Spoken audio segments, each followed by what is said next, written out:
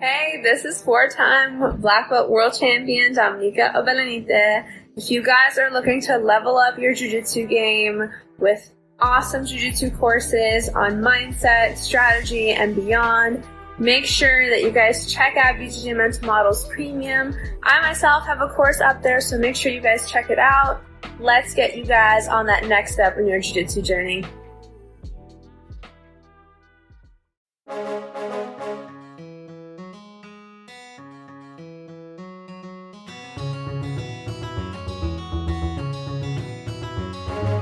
Hey, welcome to BJJ Mental Models, episode 241. I'm Steve Kwan. BJJ Mental Models is your guide to a conceptual and intelligent jiu-jitsu approach. And today, pleased to be joined by a first-timer, Dr. Nate Zinsser. Nate, how's it going? Wonderful, Steve. Thanks so much for inviting me. So you are a guest that I'm very excited to be talking about. I actually had your book on my Audible wish list for quite a while, and a mutual friend in our community had strongly encouraged that we all jump in and read this. So we've got a little jiu-jitsu book club, and we got going on that. I think I'm about halfway through the book right now. I absolutely love it, especially for this sport, but I don't want to steal your thunder. So why don't you go ahead and give yourself an intro and talk about the book too, just so that people know what we're going to be discussing today. Sure. The title of the book is The Confident Mind, and I wrote it as a guidebook, a very practical guidebook, so that athletes and performers of all different stripes and shapes and sizes and colors could learn the truth about confidence, as opposed to some of the common misconceptions, could learn how to build up their confidence and how to make sure that their confidence lasts despite setbacks and difficulties, which we all encounter, and then how to bring your confidence to the mat, bring your confidence to a competition, bring your confidence to an encounter, and give yourself the best possible chance to win. That's what the book's about. That's why I set out to complete it. I have spent 30 years mentoring cadets and officers at the U.S. Military Academy. I have a background in combat sports, state wrestling champion, senior black belt in Japanese karate. I love getting on the mat and rolling. I love punching people out.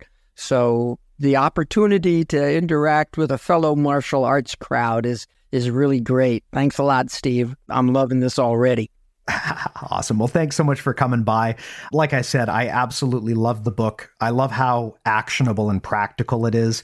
A lot of the time you read books like this and they're kind of, a little bit woo-woo, or maybe there's just nothing to particularly latch onto. But your book right from the get-go is just very actionable. It's very much a playbook, I think, on how to build confidence. And as I was telling you about before we started recording, one of the funny things about jiu-jitsu is you've got these two swaths of people who participate in the sport. You've got the vast majority of people who are hobbyists and they just do this for fun. And then you've got the pros, people who do their best to try to make a living out of this one way or the other. And from my experience, both groups of people have major confidence issues for different reasons. I mean, for hobbyists, mostly just because, when you get in there and you're sparring with people who do this professionally, you're probably going to have a bad time some of the times. If you're expecting to win, it's just hard to beat someone who does this pro when you don't.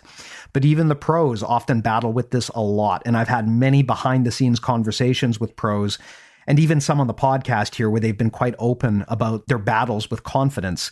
So tell me a little bit about this. I mean, you talked about confidence myths, things that people think confidence is all about, but they're wrong. What are some of those myths, and how do people misunderstand what confidence is all about? Oh, there are plenty of myths about the subject, Steve. I think some of the most important ones is that, confidence might be misunderstood as something that you're just born with. It's a genetic quality, and that couldn't be further from the truth. Confidence is a quality, you can think of it as a skill, something that you develop with practice. The same way you develop your skill, with a headlock or an arm bar or a choke, you develop it with practice. And if you ignore it, well, your skill will erode. But if you work it, your skill improves. And you have to think of confidence as the same way. It's not a function of what you're born with. It's a function of how you think. I think secondly, very importantly, confidence is sometimes thought of as something that you have across the board. Oh, he's a confident individual, which means he's confident in everything in his life. That couldn't be further from the truth. Confidence is very situation specific. I can be very confident on the mat, but very insecure when it comes to social settings or academic settings or what have you. I can even be very secure and confident and certain about one part of my jiu-jitsu game. Oh, I'm really good with this. I'm really good with that. Really comfortable with this. Love, the top position. Love the bottom position. Very comfortable here. Oh, but these other things I'm very insecure about. The good news is that you can cultivate confidence and develop this quality in any aspect of your life that you choose. Once you know a few simple thinking habits and you're disciplined enough to work those habits over and over again. Third misconception is that once you become confident, you stay that way forever. Sorry, folks. Confidence is really fragile. You can build it and have it, and it can suddenly crash on you unless you protect it. And I think lastly, and maybe most importantly, is this wonderful misunderstanding about the relationship between success or competence and confidence. The idea is that if you have a lot of success under your belt, no pun intended for martial artists, if you have a lot of confidence under your belt, you've gotten a lot of good feedback, well then darn it, your confidence is pretty much guaranteed. If that were the case, I probably would be out of a job. I'd like a nickel for every time somebody's walked into my office and say, Dr. Zinsser, I'm really struggling with my confidence. And I say, okay, well, where do you think confidence comes from? How come you don't have any? And they say, well, confidence comes from having a whole lot of success. And I say, okay, tell me about yourself. And they proceed to tell me stories about how they were a two-time all-state athlete, captain of their team, leading scorer, this and that, all kinds of confidence. But they don't have any confidence. And it's like, wait a minute, man, maybe you just told me that it comes from success. You just told me about all your success, but you don't have any. Maybe it actually comes from how you think about your success and whether you internalize your success and acknowledge it, or whether you just sort of discount it and consider it to be insufficient. Yeah, I did that, but it doesn't matter now. No, that's a mental decision you're making for yourself, and it's hurting your sense of certainty. All right. Relatedly is the question of, okay, if things go wrong, if I experience setbacks, does that mean my confidence automatically goes down? And the answer is, well, only if you let it. The big moral of the story, ladies and gents, is that confidence isn't about what happens to you. It's about how you think about what happens to you. It's about what you choose to remember, what you choose to linger on, how you respond emotionally to the ups and downs, to the ins and outs, to the highs and lows of life. So that, Steve, is just a quick rundown of some of the major misconceptions. Yeah. I love how you're bringing up that confidence it's a habit, right? It's a muscle. It's not something that you're born with and you've either got it or you don't, but it's an attribute much like your strength or your cardio that you have to work on. And I think in jiu-jitsu, which is still a very young sport, people are just now starting to understand the importance of the mental game.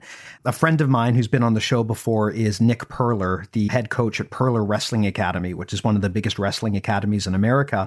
And he's talked quite a bit about confidence and mental gatekeeping and self-talk and how to think positively. And one of the things that he said, which I absolutely love, and it kind of aligns with what you've said, is you should dwell on your wins and shake off your losses.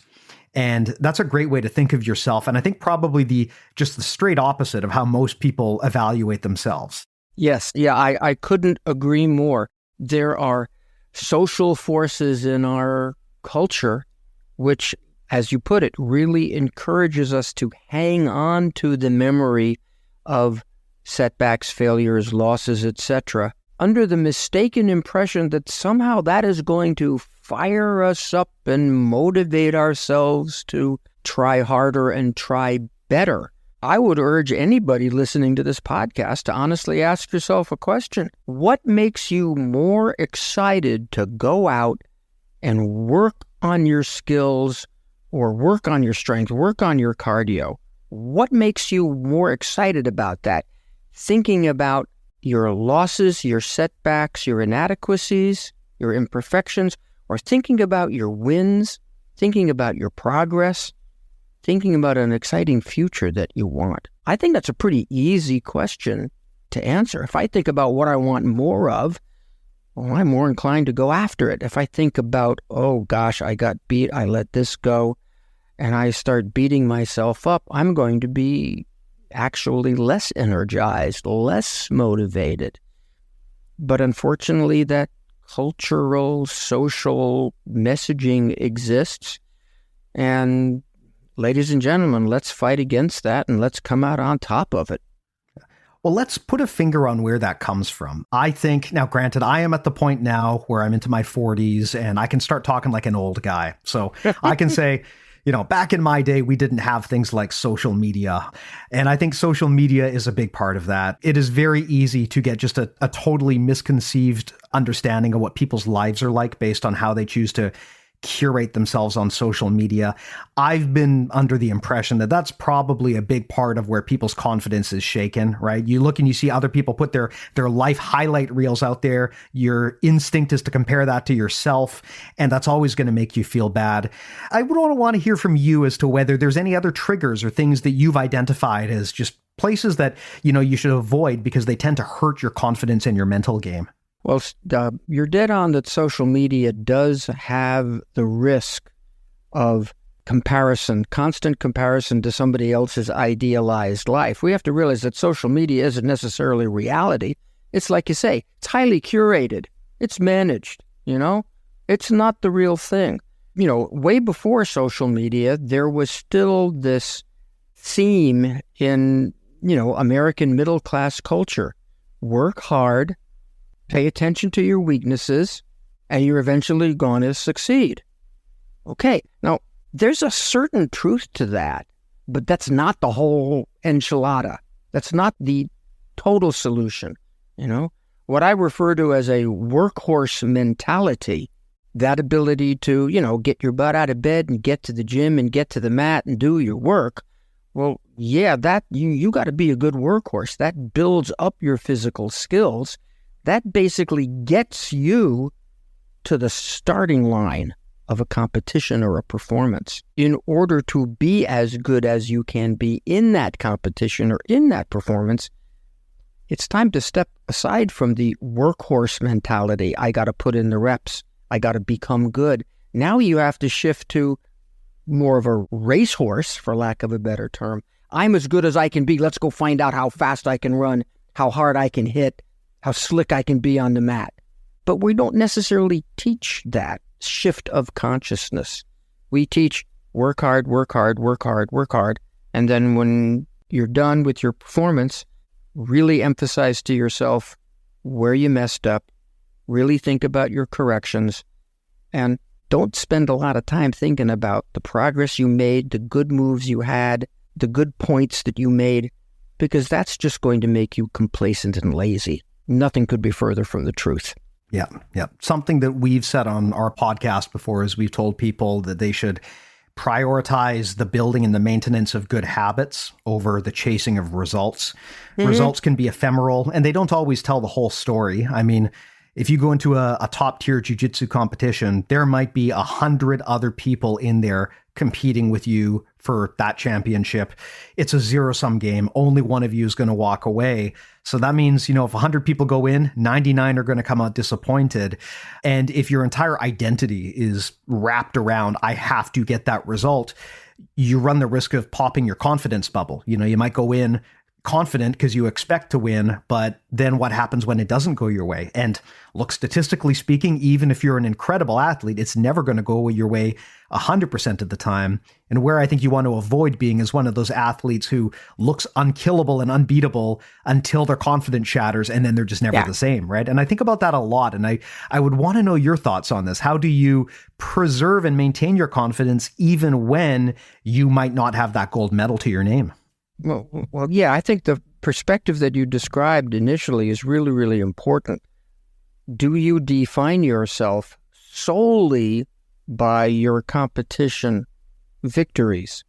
Or do you define yourself more by the quality of effort that you bring every day and the quality of confidence and presence in the moment that you bring to basically every minute that you're on the mat, okay?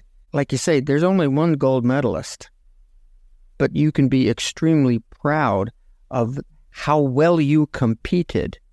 Did you compete free of fear? Did you go all out to win? Or did you hesitate and hold back and worry that, okay, maybe this is not the right time to shoot. Oh gosh, I'm not sure what to do here. Or were you almost sort of maniacally automatic and unconscious and just stringing together move after move after move after move? Boy, if you did that, you probably gave yourself the best possible chance to win. And that's what you can be proud of, because ultimately that's the only thing that you can control. You don't control how good your opponent is. You don't control how well he or she, has prepared and what he or she has in their bag of tricks. There's all kinds of other variables, time clock, officials, you said it. You don't control those, but you totally control yourself. And it's very important that you bring the best version of yourself minute by minute. In a jiu-jitsu competition, it's really move by move, 2-3 seconds at a time. Am I in the moment, or am I thinking, oh, what's this mean? How should I do this? And now you're sort of reflecting on your experience, talking to yourself while you're trying to be loose and free and reactive the way great athletes need to be. Yeah. I am certainly no great athlete myself, but I can very much relate to what you've said there. Sometimes you go in there and you're training and you're in your own head and you're just not feeling it that day, or you grip up with someone and right out of the gate, you just feel like, I just don't have this. Or maybe you're just doubting yourself. Very easy to have that happen. But then the good days are the days where you go in and you're in that flow state and things just happen, right? And it just feels great. You can make yourself a lot more flow friendly. I don't know if you can just sort of switch on the flow state like you can, putting on a new pair of shoes, but you can certainly make yourself more friendly, more accessible to that flow state. You can make it more likely that it's going to take over, okay? I mean, you can definitely be of the mindset, I'm going to get out of my mind, I'm going to get into my senses. Lose your mind, come to your senses. Feel the grip rather than thinking about, oh, how should I be gripping? I feel it, I'm moving, I'm allowing the senses to sort of take over. And if you cultivate your confidence, if you spend a lot of time thinking about the best parts of your technique, if you spend time reminding yourself of how far you've come, what you've learned, how you can move, then you allow that certainty, that almost magical state of flow. You give it a much better chance of coming into your life. I do have to say this, Steve, as far as, negativity in human beings goes. We're basically sophisticated apes. We wear clothes, we use computers, we drive cars. But for the vast majority of our existence on this planet, human beings lived a very uncertain hunter-gatherer tribal life. And for hundreds of thousands of years, our existence was rather precarious. So as a survival mechanism, human beings have developed this tendency to, kind of looking over your shoulder a lot. I'm a little bit worried. In a way, that's a survival mechanism. It keeps you alert to danger, okay? But we have to realize that in this day and age, our survival is relatively certain, We don't have to worry about where we're going to find fresh water for most of us. At least in the industrialized Western world, we're very fortunate. But there's still that sort of primitive survival mechanism that will bring in, oh, what if this? Oh, what if that? And we have to be self-aware enough to know when those understandably negative thoughts are coming in, recognize them, stop them, and replace them with something that's a little more constructive, a little more useful in the moment. So anybody out there who's saying, well, yeah, I just have a lot of negative thoughts, what's the matter with me? Well, there's nothing the matter with you. You're just human, okay? But you don't have to be a slave to those negative thoughts. You can decide to recognize them or acknowledge them, stop them because they don't serve you any real constructive purpose at the moment, and then substitute something else that's a little more helpful in its place. We can all do that. Every human being has free will to do that. The more we exercise it, the better chance we have to do well at the sports, games, professions that we love. Simple as that. And as difficult as that, I might say. Yeah. And that's actually what I wanted to ask you about next. Something you talked about in the book, which really hit home base for me, was you talked about how it is a mistake to try to create positive self-talk for yourself by thinking in the opposite about negatives. So for example, if I sit here and I keep thinking to myself, don't screw up, Steve, don't screw up, don't screw up, don't screw up. I mean, that might sound on the surface like I'm thinking positively, but I'm not really. I'm actually thinking about a negative and I'm just trying to avoid it. But the problem is, the more I think about it, it's that whole don't think of a pink elephant thing, right? If I tell you that, you can't help but think of the pink elephant. And so if I'm sitting there trying to negate things and say, don't do this, don't think negative thoughts, Steve, it's just going to make it harder for me to avoid it. And you had some great advice in the book about that. I'd love to maybe unpack your suggestions for how to avoid falling into that trap. The advice is very simple. Think about what you want. Think about what you want. Move your feet. Keep your hands up. Control his center. Move your feet. Keep your hands up. Control his center. Think about what you want, okay? Your body is going to do pretty much what your brain is full of. So if your brain is full of the thoughts, hands up, feet moving, explosiveness, and you have pictures of that in that wonderful video studio between your ears, if that's what your brain is full of, your body is likely to do that. So you are going to have to recognize, I'm thinking negatively, stop doing that. But then you have to deliberately go to what you want. Go to what you want. And it's easy to do that if you have been storing up a nice reservoir of constructive memories, At the end of your workouts, do you give yourself credit for a good rep at this drill, for a good rep at that drill? Are you going to look at yourself at the end of the workout and say, I gave really good effort here. I got this particular move right for the first time. I seem to be making progress in, top position. I seem to be making progress in getting wrist control, working to a stand-up, etc., etc. I'm throwing in a little wrestling terminology because that's what I'm most familiar with. But you get the point, okay? The only way you can get out of, don't do this, don't do that, negative thinking is think more about what you want. Think more about what you want.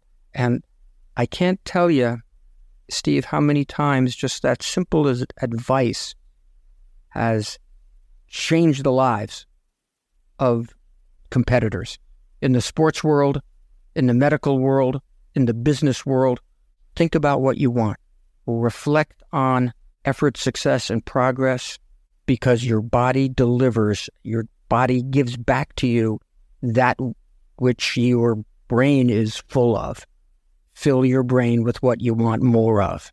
Now, are there any best practices for doing that? Is it as simple as after the workout, you spend 5 seconds just self-reflecting, or do you recommend something more formal, like maybe journaling or, just some sort of visualization practice? I recommend semi-formal journaling sometime between the end of your workout and when you go to bed at night, and it's semi-formal, but it's not real time consuming. Okay? I call it my daily ESP. Effort, success, progress. Where did I put in good effort? What part of today's practice did I bear down and work hard? Maybe it was a drill that I'm not particularly fond of, but I grinded through it anyway. Where's the episode of quality effort? Just identify that. Write it down. E for effort. If this was a video presentation, I would show you journal entries from people who have practiced this. Where did I put in effort? Second, S, success. What did I get right? What did I get right? I worked this choke perfectly on this individual, okay? I successfully defended against a leg attack. I successfully escaped from this.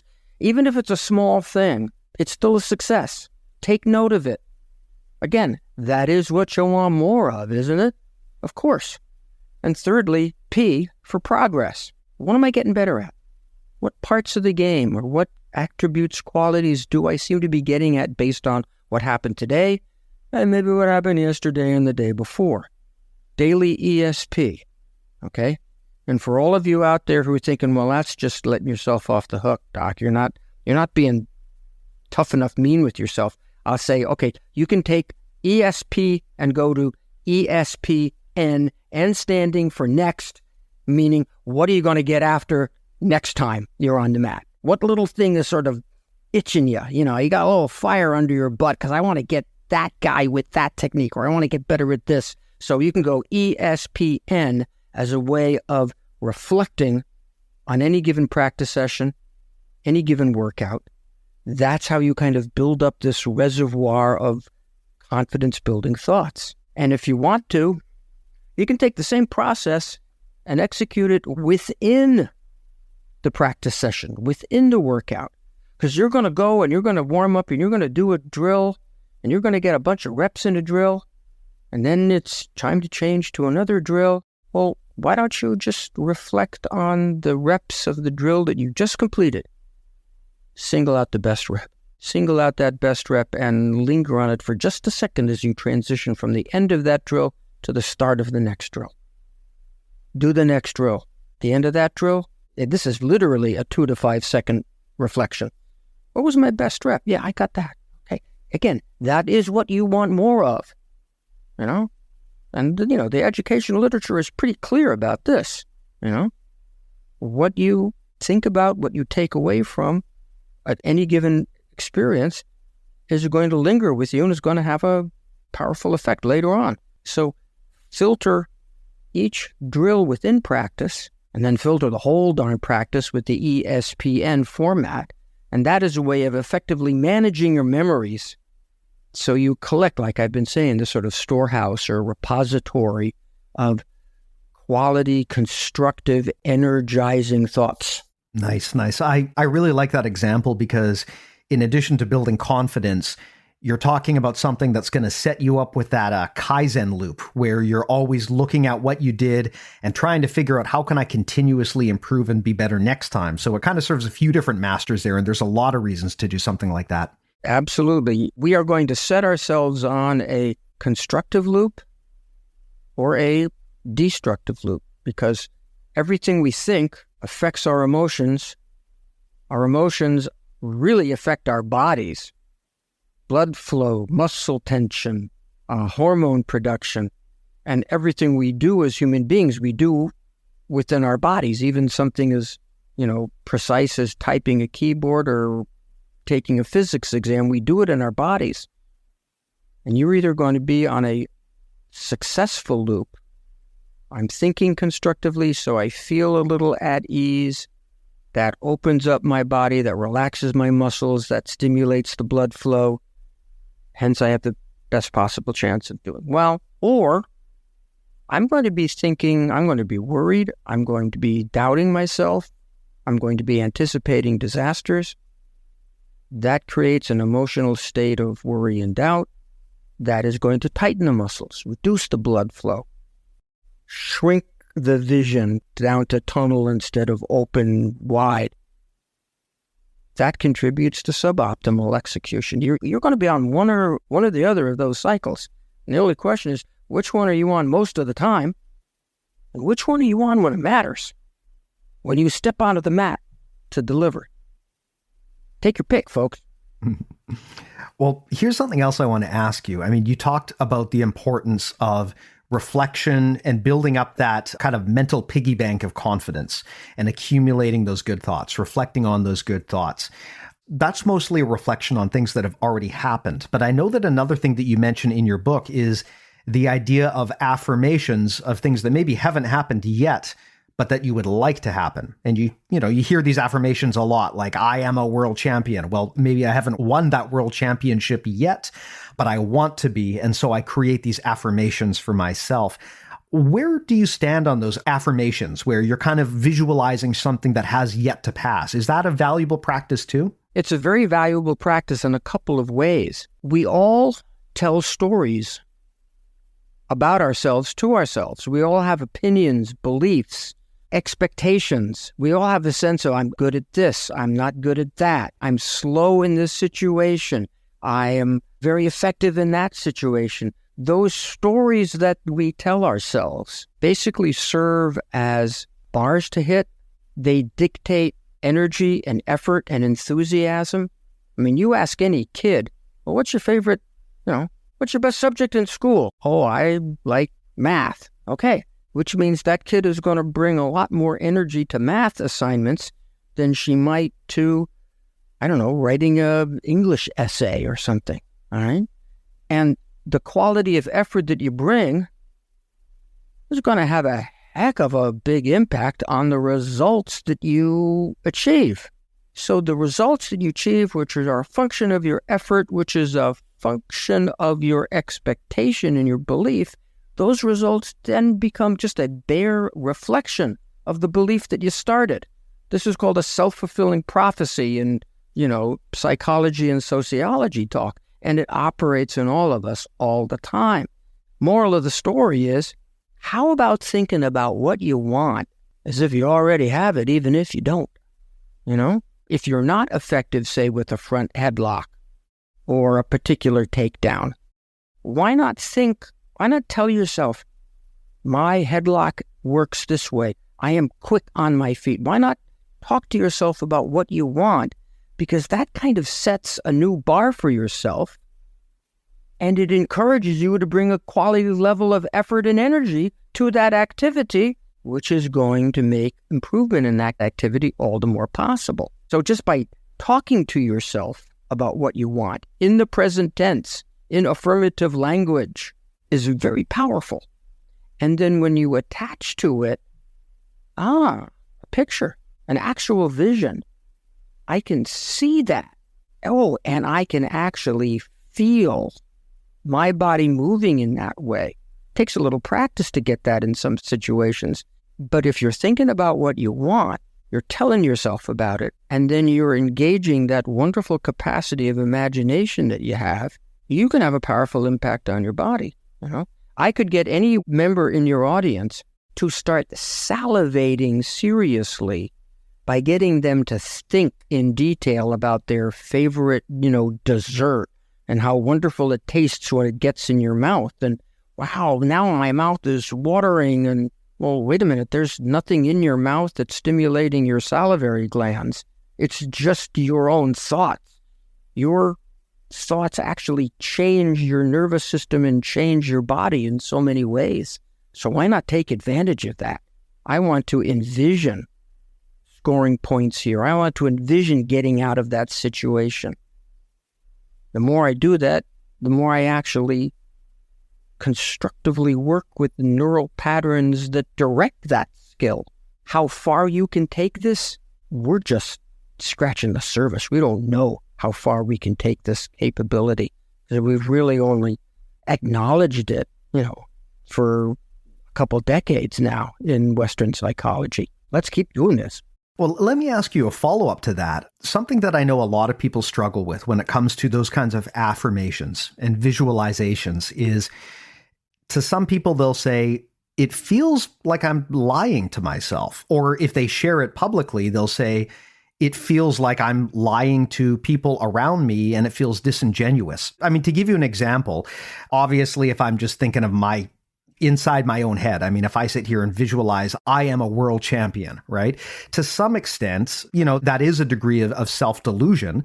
And beyond that too, we live in a world now where, man, it's just so easy to call people out for things you disagree with. I know a lot of people, for example, who have won legitimate world championships, but then they'll say things like, well, you know what, Steve, I won the world championship in the 30 and up division, and I just don't think it's a legitimate world championship unless you win it in the 20 to 30 division, so I just can't call myself a world champion because of that. I mean, people put all of these limits around themselves in terms of being willing to self-promote, even when it's true.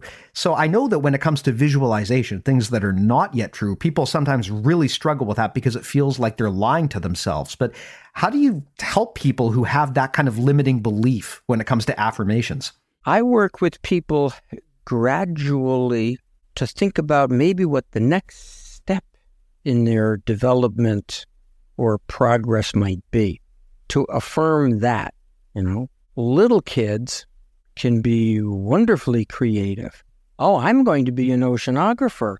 I'm going to be an Olympic gymnast. I'm going to do this, when they're 4, 5, and 6 years old. And then it becomes a lot harder because we start socializing them and start telling them how they should think. If I'm a relative novice at jiu-jitsu, I may think, wow, it'd be really cool to, earn my black belt and be a champion and da-da-da-da-da. Well, maybe I just ought to affirm the next step in the sequence, because, oh boy, I really can't. I do feel like I'm lying to myself when I affirm something that's huge and grandiose. But maybe I can affirm, okay, I improve my push-ups by 5 every week. I improve my cardiovascular fitness. I add a certain distance or a certain intensity to my workout. I haven't done it yet, but I'm thinking about it in the present tense, and it's progressively acceptable on a certain level. I think that's truly important. And I think it is truly sad that your world champion buddies don't acknowledge, okay, yeah, I am world masters champion. Okay, come on, dude, what's the matter with that? Yeah, but it's not the wait, are you lying to yourself by saying that you're a world champion? Or are you lying to yourself when you deny yourself that? We got to face it, ladies and gentlemen, we all live in our own personal reality. We all live in our own subjectively created personal universe. And the only question, well, maybe not the only question, but the really important question is the universe that you live in working for you? Is the universe that you live in constructive to your own dreams and to the betterment of the world in general? I really happen to think that the world would be a better place if there were more happy people. And there would be more happy people if they acknowledged what they wanted and affirmed their progress and their potential to get it. Let's create that reality for yourself, ladies and gentlemen. Yeah, I love that. I mean, the challenge that I have observed as I get older is, man, there are just so many people out there who will tell you that you can't do something, right? It's really easy to tell someone that they're not qualified or they're not good enough. And it's very easy to internalize and accept those as limitations. But the funny thing I've also found is a lot of the time there's people who will tell you that you can't do something, you're just not good enough. But then as soon as you actually do it, those people just shut up and you never hear from them again. It's like that paradox, you're not good enough to do something until you do, and then suddenly, oh, you were good enough the whole time, right? People can, they retroactively rewrite history a lot of the time. And it is an interesting paradox that people feel like I'm just not qualified, but that's the same situation that the champions were in until they were qualified. And the only thing that changed is they pulled it off one day. That's right. That's right. There are hundreds of sports writers and sports bloggers and prognosticators who say, okay, this team is going to win the World Series, or, who would have thought that the Denver Nuggets were going to win the NBA title? What were the Vegas odds on that? Who picked them, to win the NBA championship? I bet very few. And all the ones who said, oh, the Lakers are going to do it, or the Heat's going to do it, or the Golden State Warriors are going to win it. Okay, where are they now? They're not saying, yeah, I'm sorry, I was wrong, I blew it, I didn't have, my crystal ball wasn't working. No, those people completely shut up. They don't take, there's no accountability as far as that goes. So please, ladies and gentlemen, do not listen to the so-called experts. You're the expert on you. Go be the best version of you possible. Yeah. Now, on that note, I am well aware of the fact that in jiu-jitsu, as I mentioned earlier, as we alluded to, a lot of people do this for fun and they don't necessarily have the desire to be world champion. They may never want to compete. Maybe they're just doing this because there's benefits to having a physical movement practice, right? And maybe they just don't want to feel bad about themselves. They're happy to just be relatively good, relatively competent. They're not going to go out there and win at worlds or whatever, and they're fine with that. I count myself in that bucket. I don't compete. I do jiu-jitsu because I love the practice. And I would love to know, because I know that you've coached both top-level performers, but also just regular people who don't play in that space. Is there a difference to how you have to teach confidence if you're talking about someone who their goal is to be the best in the world versus someone whose goal is to just be a regular person who's good at stuff? I mean, is there a way that you would teach them differently, or is it really just exactly the same? It's more similar than it is different, Steve. It's the same perspectives on how you think.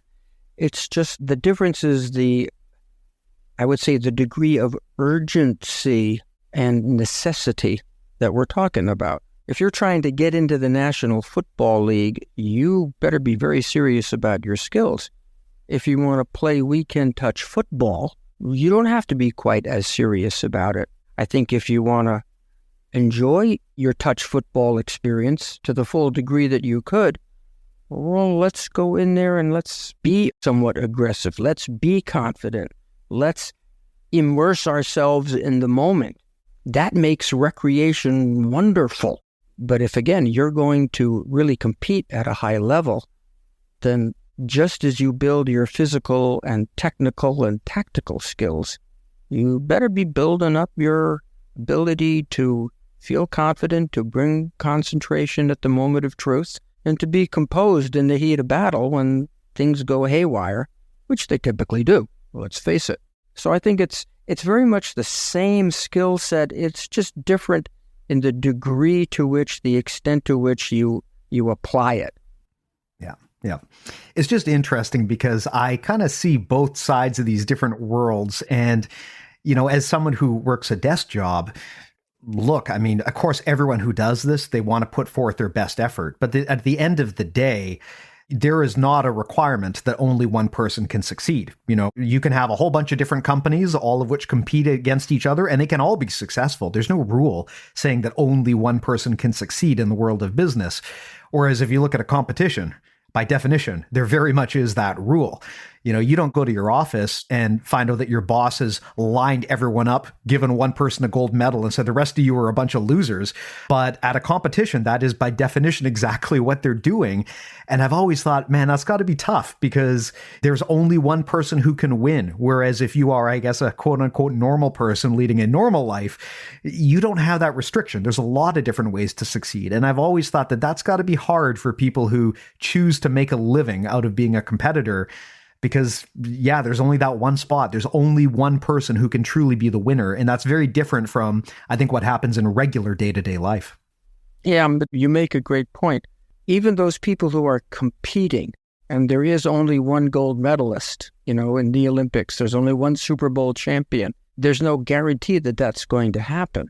And if the achievement of that result is the one and only thing that matters to you, well, then indeed, your sense of your personal value, your identity is pretty fragile because you don't control that outcome.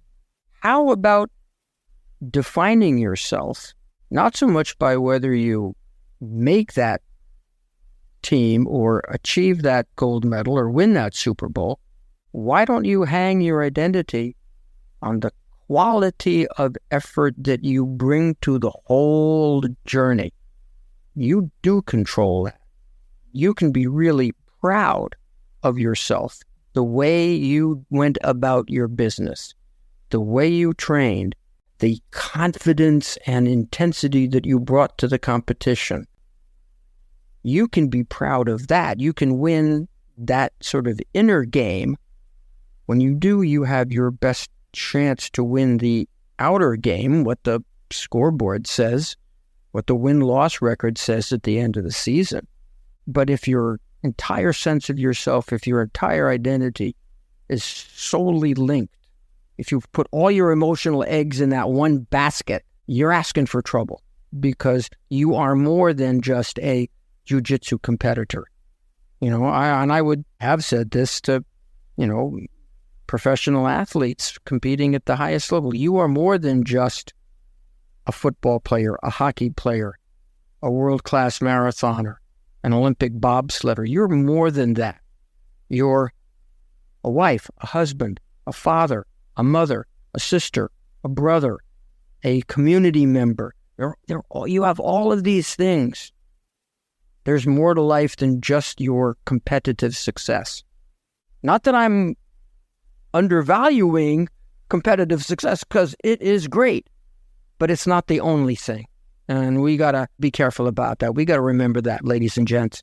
Now, one last thing I want to ask you about here. One of the things I love about combat sports like jiu-jitsu is there's a very short feedback loop. If you know darn quick how well you did. Yeah, if you make a mistake in jiu-jitsu, you will know within half a second that you did the wrong thing. Yeah. And that is an interesting thing, because the real world doesn't work like that, right? Oh, yes. Yeah, if I make a mistake, if I say something that offends you, for example, you may not tell me right then and there. I might not have known that I put my foot in my mouth. I may never find that out. You might secretly hate me for the rest of my life, and I will never know why. And that's one of the interesting things about the martial arts is you learn to get used to very, very immediate feedback. And so the challenge that I know a lot of people will have is they'll say, look, Doc, this all sounds great, but every time I go to the gym and I train, I know I suck because I get tapped out 10 times and I never have any success. What do I do? How do I establish confidence when all of the quote unquote evidence is that I'm just not good at this? I'm going in there and I'm losing every time. How do you build confidence when the real world is setting up all of this evidence that maybe you don't deserve it? Okay. Well, if anybody is going to their jiu-jitsu gym and getting tapped out each and every time they compete, I think you got to find a different sparring partner to work with. Somebody a little closer to your own level, so that you do learn how to do it right and how to get it right, rather than the only thing that you're learning is how to be a punching bag for somebody else. Find a partner at your own level, and the two of you can sort of go back and forth, and hopefully you will both improve in parallel. I think it would be very unfortunate just to go there and get the snot kicked out of you night after night after night after night and not have any glimpse of success. You got to be careful about that. Why put yourself in a constant no-win situation?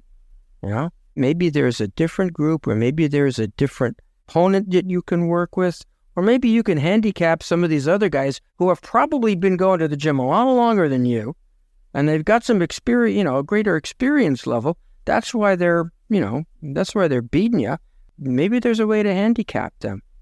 They can't use a certain hold, or they have to work within a certain time frame, or maybe you get a certain advantage. You can be creative like that.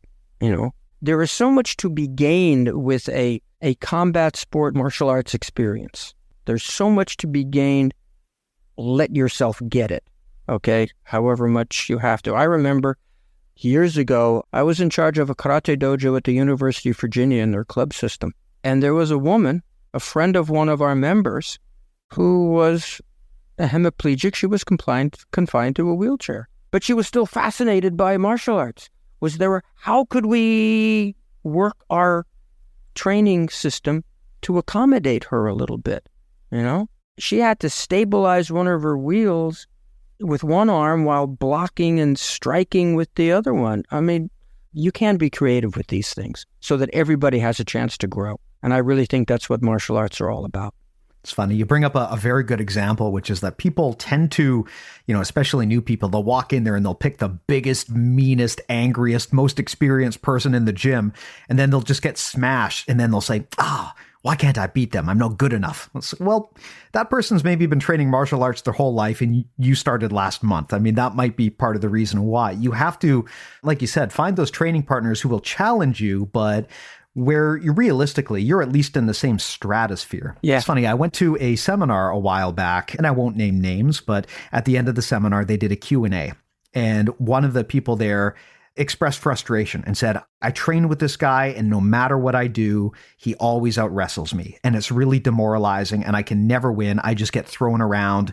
I feel like I'm terrible at this. What can I do? And so, we tried to give him some advice, but he kept just saying, nothing works. What do I do? And we kept digging and digging. And at some point, someone asked, okay, well, who is this person that's beating you up like this? Who is this person? And they shared his name, and everyone immediately recognized his name because that person happens to literally be one of the best wrestlers on the entire planet. And so the feedback we had to give was, well, okay, for starters, you're a white belt. You've been training for under a year, and the person you're trying to beat is one of the best wrestlers on the entire planet. You just so happen to be lucky enough that you landed in the same gym as this person. So for starters, you need to have reasonable expectations. If it were so easy to just walk into, a wrestling ring and beat one of the best wrestlers in the world, what would that really say for the sport? There's a reason why they're beating you, and it's okay if you're not at that level, at least quite yet. But that doesn't mean there's anything wrong with you. It just means you're at a different stage in your journey, and you shouldn't take that as a personal slight that you're bad at this. It just means this person's more experienced. Couldn't have said it better myself. Nice. Great story, Steve.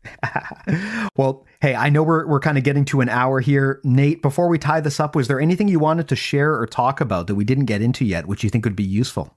I'll just emphasize the importance of a fundamental human quality. It's called free will.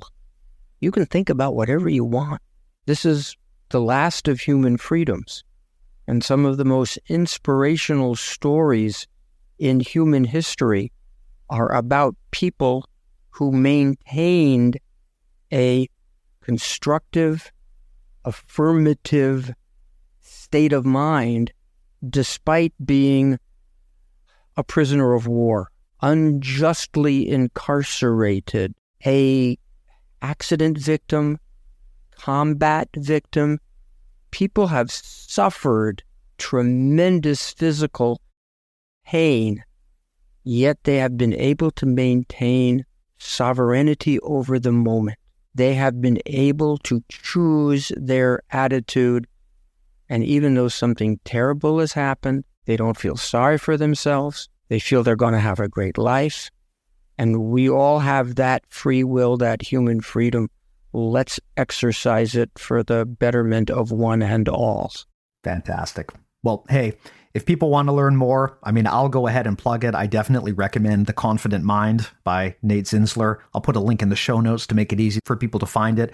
But beyond that, Nate, if people want to follow your work or maybe reach out to you for coaching or just otherwise know what you're up to, how can they go about doing that?